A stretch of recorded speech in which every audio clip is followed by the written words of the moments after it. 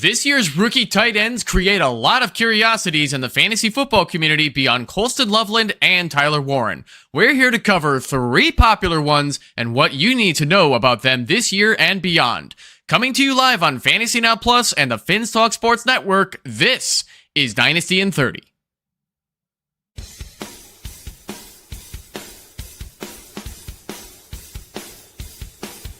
You're watching Dynasty in 30, only on Fantasy Now Plus.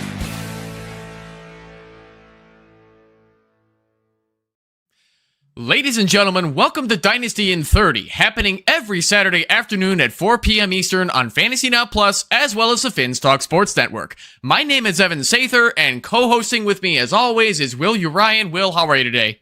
Doing great, Evan. How are you? Good. Just glad we get to finally do this second episode as well. So we left off last week with your next rookie picks going into the second into the third round, if I'm not mistaken. Correct. Yes, and that was when you selected Jalen Milroe and then Harold Fannon Jr. And we ran out of time before I could even get in my piece about Harold Fannon Jr., but those of you who follow us on YouTube, on Fantasy Now Plus YouTube channel, I did release a short that recommended everybody slow their roll on Harold Fannon Jr., and I wanted to talk about just a bit about him for the time that we do have, being that I'm a bit lower on Harold Fannon Jr. compared to a lot of Dynasty fanatics in the community, considering how excellent of a junior year he had at Bowling Green. So I'll get a bit into it on why I'm not as high. Well, first things first, he's a Cleveland Brown. Let's face facts. The Cleveland Browns are not known for throwing the football well. They got all these new quarterbacks.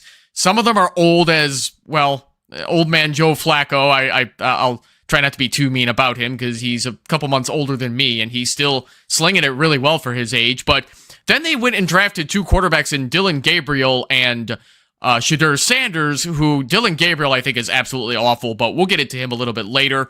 So Harold Fannon Jr. in his junior year at Bowling Green had 117 catches off of 156 targets, 1,555 receiving yards, which, Will, if I'm not mistaken, that led the NCAA for all catches, which this came off of a 37.3% target share. So realistically, he was that Bowling Green offense. And in the NFL, it's unheard of to get a 37.3% target share in addition to 10 receiving touchdowns. So he's expected to start his NFL career behind David Njoku for as healthy as he can be, and a wide receiver room that's not exactly inspiring confidence in people between Jerry Jeudy and Deontay Johnson.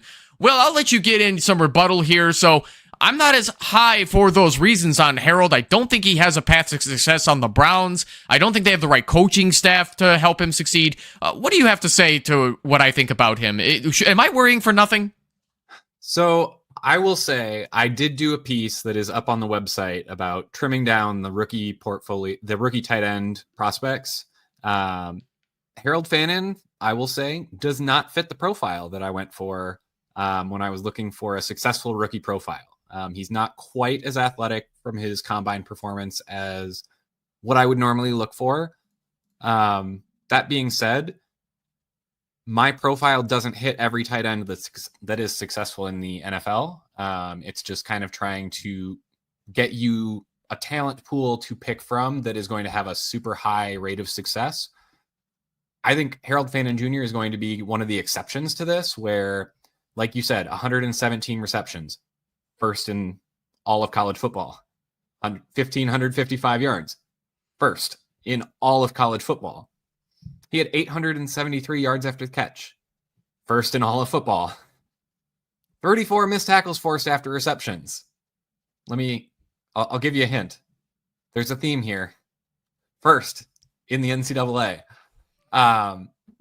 You don't do that without kind of that minimum level of talent. So I'm really not as worried about his athleticism, even though he was at Bowling Green, not necessarily going up against the most talented opposition. I will 100% grant that. What I will say is, from a rookie tight end, I'm not looking for 117 catches and 1,500 yards. So, yes, I do think he's going to come in behind Njoku, but I do think we're going to see a switch from the Browns moving more into that 12 personnel grouping as more of a base. So I do think they're going to put both Njoku and Fannon out there quite a bit. So I'm not as worried about that. But I'm definitely willing to hear the rest of your argument here. Yeah, so I've been hearing that argument a lot where people are saying, oh, he's going to play slot tight end, he's going to play power tight end, he's going to be in a bunch of 2 tight end formations out there, which in being that it's the Cleveland Browns, it's going to make sense because they're expected to run the ball a lot because it's not like their passing game has been anything spectacular over the last several seasons where they're just coming off a 2024 season where they were dead last in a lot of passing categories and they didn't add anybody impressive to their quarterback room. So that's another reason why I'm worried about him on the Cleveland Browns. But I read a lot of his weaknesses, his athleticism being one of them that you just mentioned, Will. I don't know how anybody cares about the NFL next-gen stats, but that puts him 8th in his athleticism score out of all the tight ends in the draft.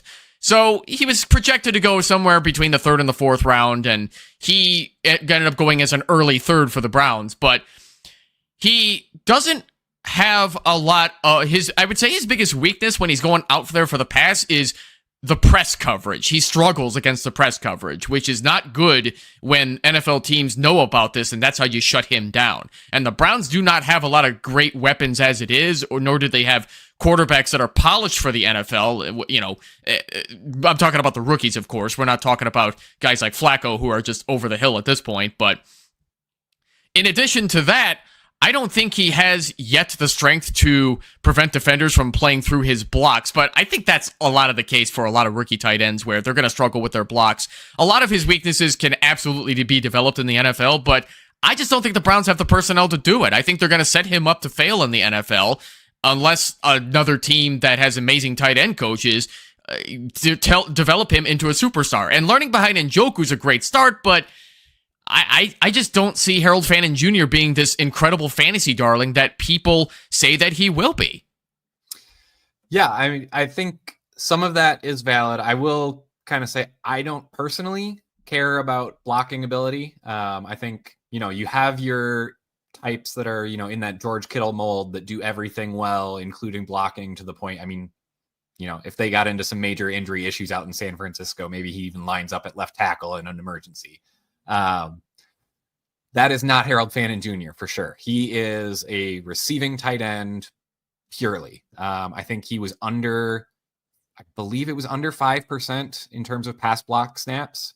So, I mean, when he's on the field, he's running a route. He's going out trying to catch a pass. I don't know that dealing with press coverage is going to be all that much of a hindrance for a tight end. A lot of times they could run a move off of the line, just be off of the line in the slot. So I don't know how often they're really going to get that physical press coverage. I think they can put Njoku in those spots to kind of absorb that. Like you said, it does come down to, do we trust the coaching staff to realize that and actually work around it? But I trust that that's going to be common enough sense with a rookie tight end that, that should be in the plan already. I will say, despite his athleticism, do you want to venture a guess at his season max in college, his yards per route run from PFF? I believe he was somewhere in the 13s, if I'm not mistaken. Sorry, per route run. Oh, that part I don't know. So that he actually was up at 3.65 yards per route run. Some notable names here in college. Kyle Pitts, his best year was 3.29 yards per route run. George Kittle, 3.26. And one of our more recent ones is Brock Bowers, one of our generational prospects. He was at 3.24 yards per route run. So Fannon kind of blew them out of the water without the athleticism that those guys obviously have.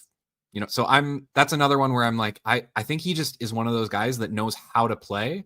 Even if he's not the biggest, fastest, most physical specimen out there, I think he's got the finesse on some of his route running to actually get it done in space. Yeah, and I don't hate the player, which I tried to make clear in my short to encouraging people to slow their roll on him, but it's just landing on the Cleveland Browns that I don't like because, yes, like you just said, David Njoku is likely going to be the guy deployed against like press coverage and having to do a lot of the pass blocking for years to come. But then Njoku I believe, is 28 going on 29, because I believe he entered the NFL at 21. And he's getting up there in age. He's taken quite the beating in his NFL career. We don't know how much longer he's going to be a Cleveland Brown. So when he's gone from the Browns, who's going to take his spot? Because I don't think Harold Fannon Jr. can take the Njoku role entirely. Like, he's just going to be like a Greg Olsen out there, where he's going to be out there to catch passes. But the Carolina Panthers at least had Cam Newton to support him with that. And Cam Newton has been a better quarterback than who the Browns have right now, as much as I hate to say it with how low his completion percentage was throughout his career. I mean, Evan, I think you're onto something. Have the Browns called up Cam lately? Boy, if they're listening to this episode, I think I gave away their secret to actually getting better at the passing game, but it's not looking good for this team. No, I'm with you. Njoku is actually set to be a free agent after this year, so that will be something to watch. Like, rational coaching would dictate they will probably bring someone in to be that blocking tight end, which is my hope for them and for Fannon. I'm curious, though. So, it's not an ideal situation. It's not like he got put on a team with a head coach known for scheming to the tight end and scheming players open all the time. Like, Ben Johnson's one of the up-and-coming coaches. You got the Shanahan coaching tree that typically does a really good job of getting guys open. So where do you see Fannon in the rookie fantasy landscape? As far as which part? I'm sorry. Like where are you drafting him in Superflex drafts, let's say? So Harold Fannon is somebody that I don't want to touch until the early third, late second at the very earliest. I do not want to reach on him at all, and that's exactly what I encourage to everybody. Don't go reaching on Harold Fannon. Take the talent and hope the Browns don't ruin him. Yeah, that's about all I can say on that. So let's move on to the next tight end here while we still have the time. Terrence Ferguson was a second-round draft pick for the Los Angeles Rams. It was pick number 14 in round number 2.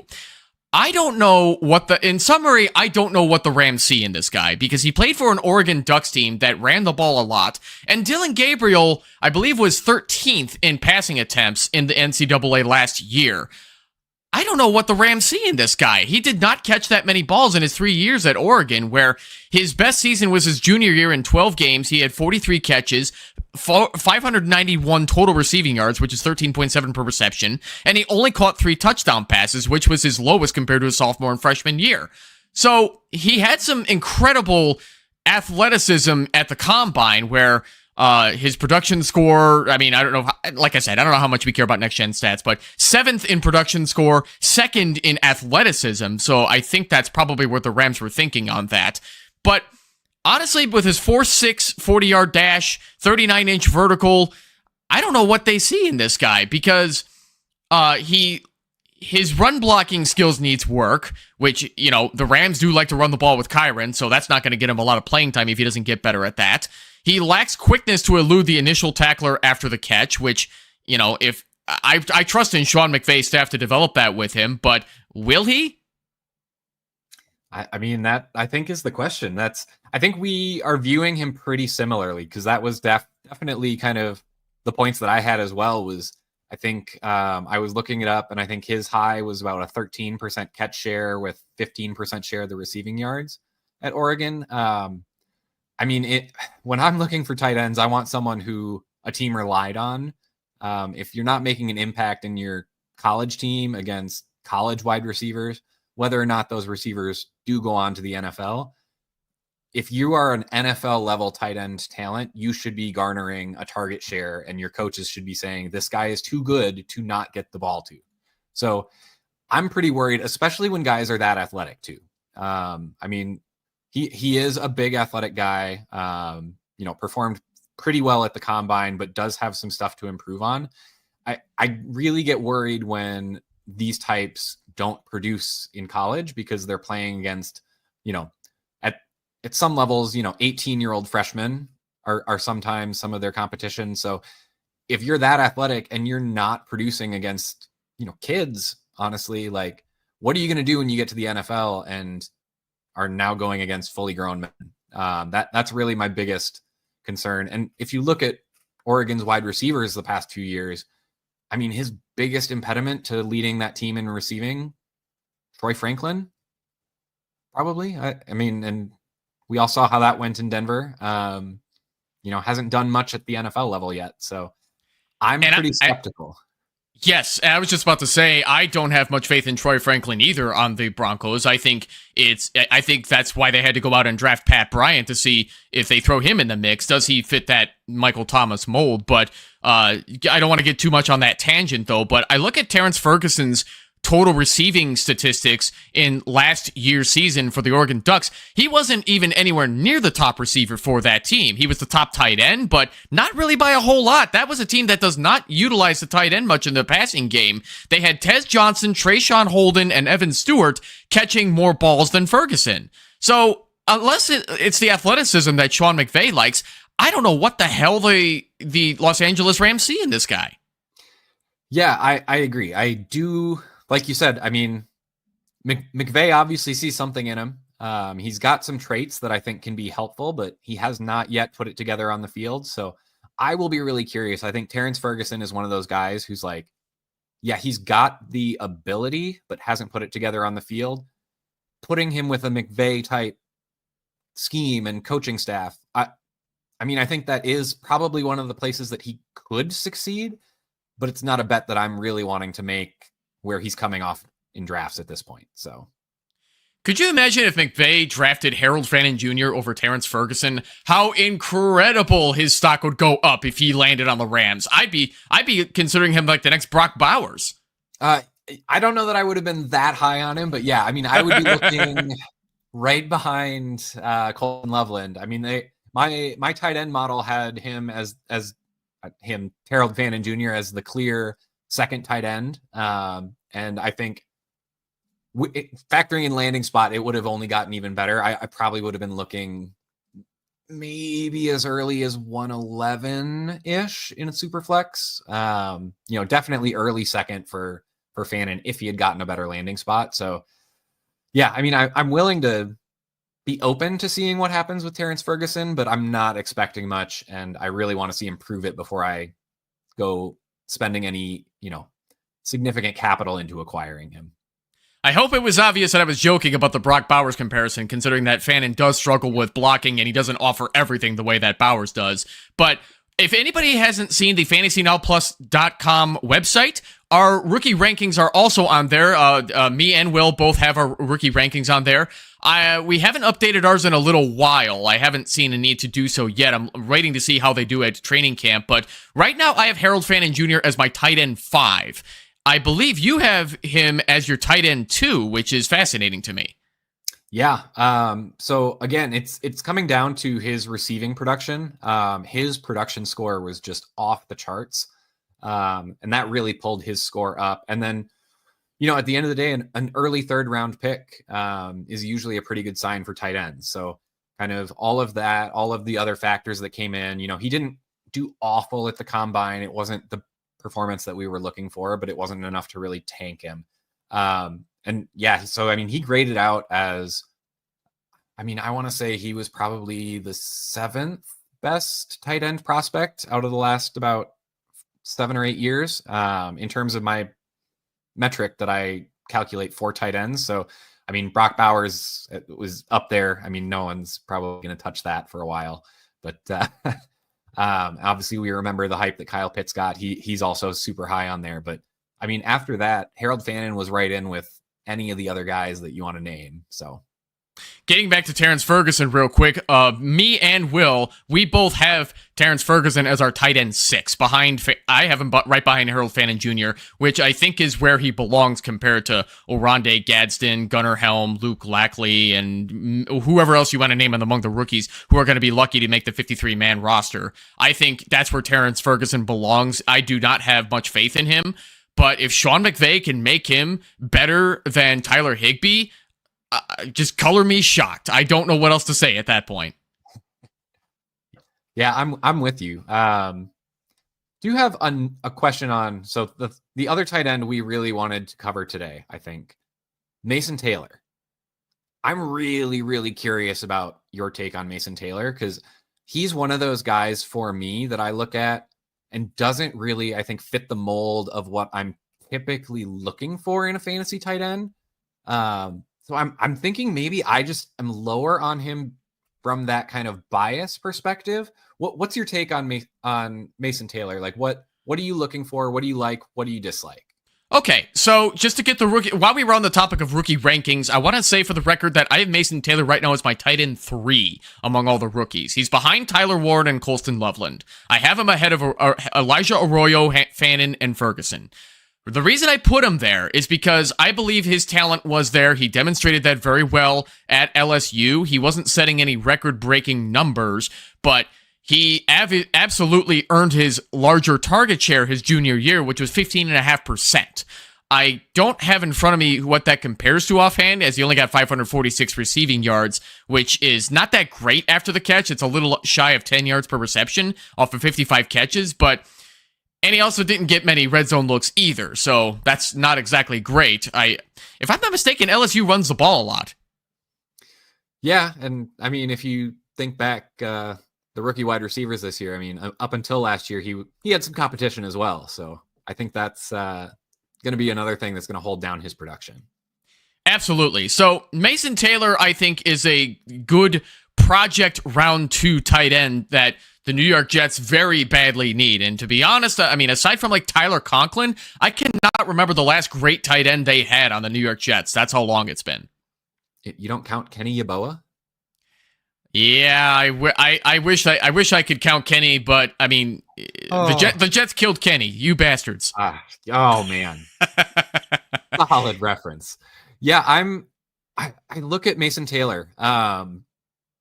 He's one of those guys that I wonder if he's too good of a football player to be a good fantasy player.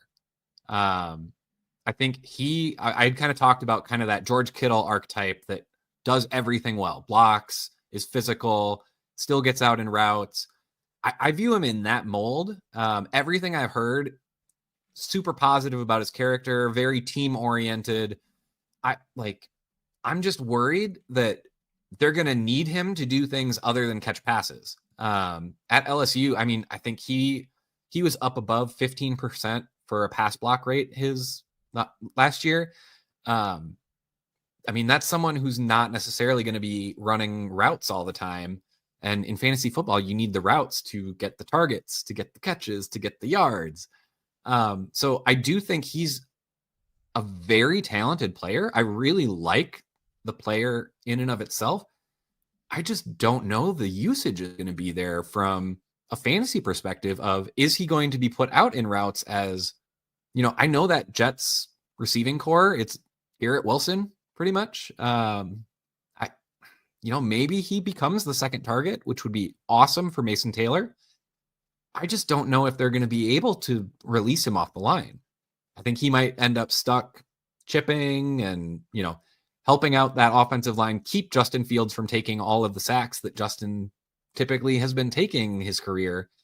That's my main concern with Mason Taylor. I think he's good enough to succeed. I just don't know that he's going to get the opportunity to succeed for fantasy. This year is not going to be the year that Mason Taylor breaks out and becomes a stud tight end. That's the one thing I want to make clear. Mason Taylor, to me, is that prototypical tight end who needs 2 seasons to develop and get good. Now, it's also worth noting that he set an LSU record for a tight end with 55 catches, where the only tight end in school history with 100 plus receptions in his career. LSU does not use the tight end. So the fact that he was able to do that in the school that he was playing for is a pretty big accomplishment. He's not the most athletic tight end from a prospective state. He's like 5th in his athleticism score and 6th in his production score. So the production was not quite there, but like you were saying, I think he's going to have to learn the ropes by seeing how well he can block for Justin Fields. And it's also worth noting, Fields and Cole Kmet were like peanut butter and jelly while they were both on the Chicago Bears. Fields loves hitting the tight end when he can.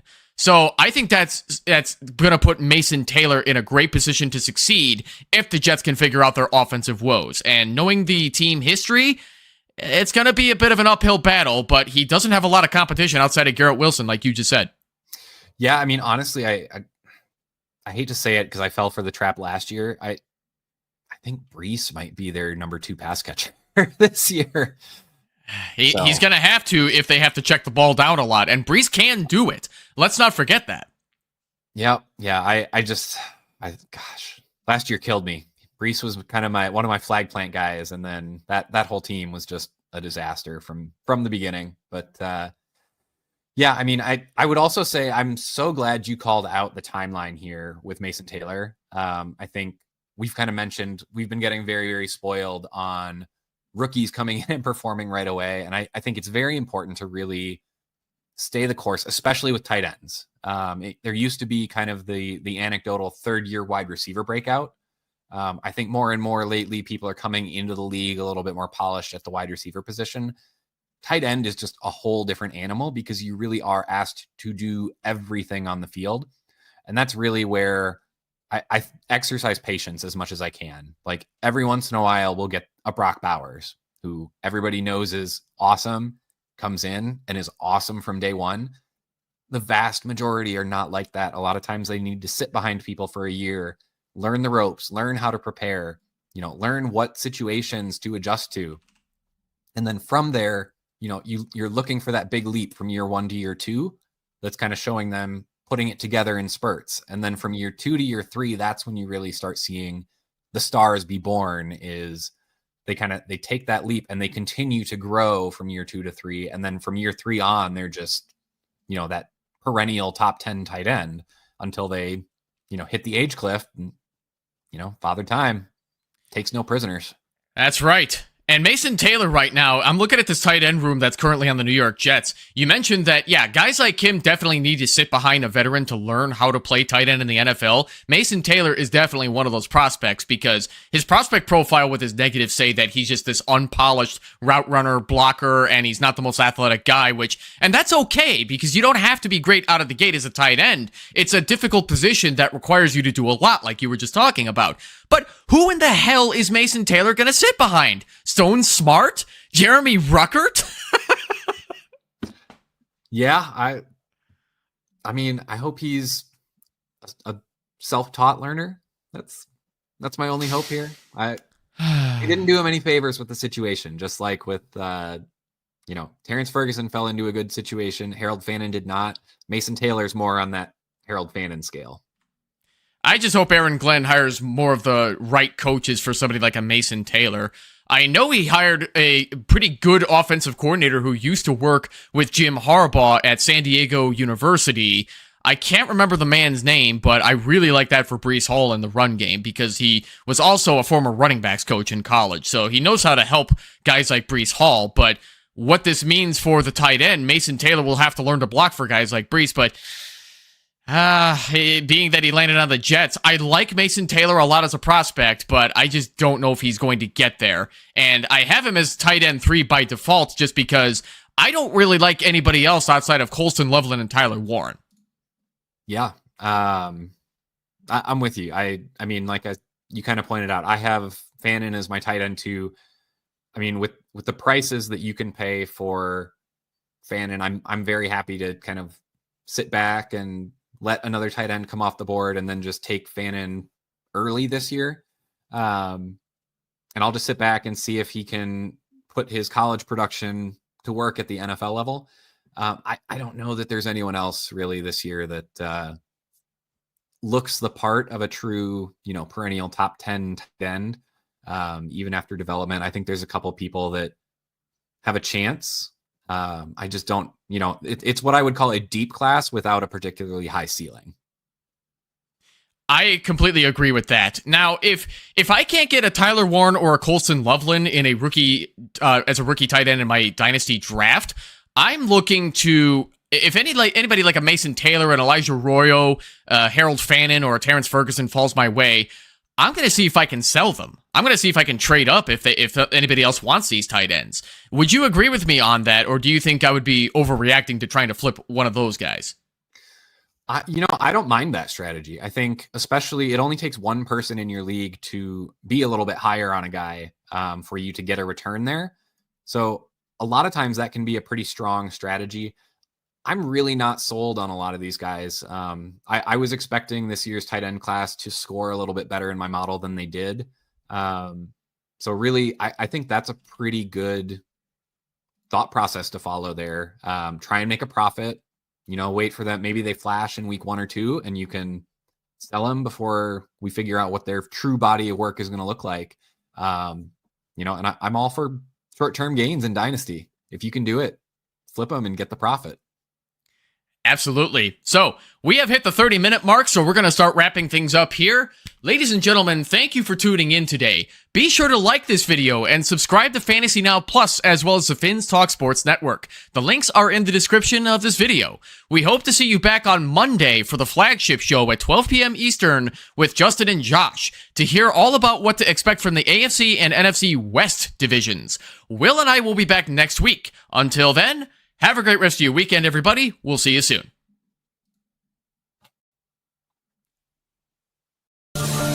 Thanks for listening. Be sure to like and subscribe wherever you watch or listen to podcasts.